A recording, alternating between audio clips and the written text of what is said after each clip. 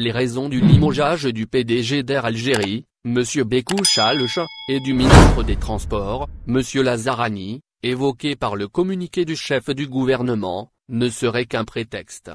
La vérité serait ailleurs. Deux versions ont été jusque-là avancées dans la presse pour justifier ce limogeage, l'une est liée aux travaux de rénovation et rééquipement réalisés par la filiale Catering d'Air Algérie, et l'autre évoque l'achat par cette même filiale de porcelaine destinée à la première classe de la compagnie. Selon une source interne à la compagnie, le bon de commande de porcelaine destiné à la première classe des avions d'Air Algérie est bien le prétexte qui a servi de justification au limogeage.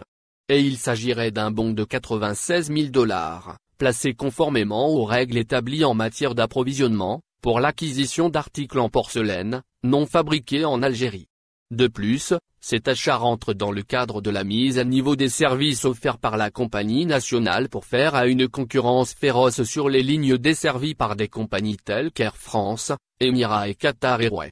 Notre interlocuteur rappelle que plus de 70% des billets vendus sur la première classe se font en devises, et la clientèle est très sensible à la qualité du service offert.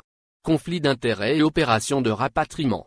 Les véritables raisons de ce double limogeage devraient être cherchées ailleurs. On évoque, pour le ministre Lazarani, un conflit d'intérêts, puisque sa famille est active dans le domaine du transport maritime. Elle serait actionnaire dans la filiale algérienne de la société logistique espagnole Rome Algérie, et celle de Green Algérie du taïwanais Evergreen Marine Corp. Quant au PDG d'Air Algérie, la mauvaise gestion de l'opération de rapatriement serait la véritable raison de son licenciement.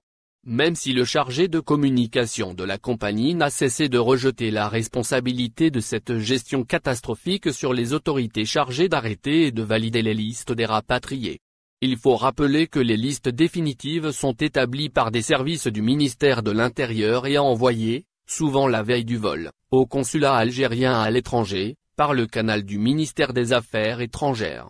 Une gestion bureaucratique et occulte de l'opération de rapatriement a souvent été dénoncée. Elle serait derrière le faible taux de remplissage des avions mobilisés ainsi que du transport de personnes étrangères à l'opération de rapatriement.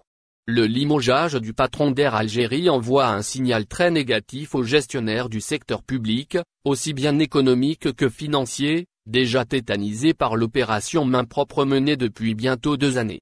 Ce ne sont pas de telles décisions qui encourageront ces gestionnaires à prendre des initiatives pour faire face à la crise multiforme que connaissent tous les secteurs d'activité.